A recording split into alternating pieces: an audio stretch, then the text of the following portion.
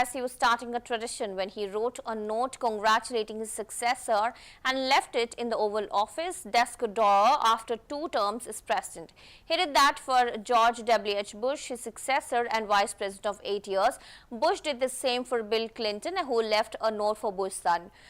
George W., the younger Bush, left behind written words for Barack Obama, who later put pen to paper for Donald Trump.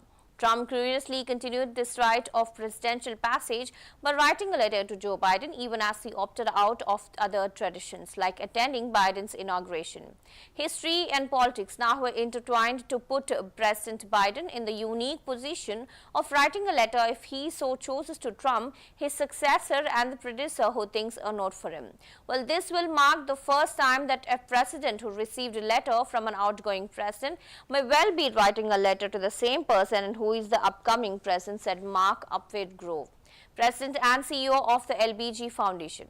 While Trump takes office on Monday, he'll be the first president to serve non-consecutive terms since Grover Cleveland in the late 1800s, when the letter-writing tradition didn't even exist.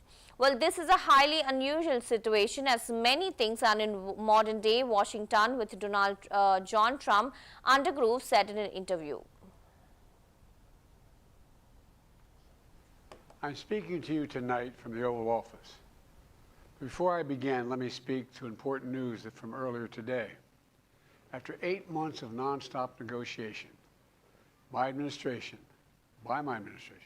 a ceasefire and a hostage deal has been reached by Israel and Hamas, the elements of which I laid out in great detail in May of this year.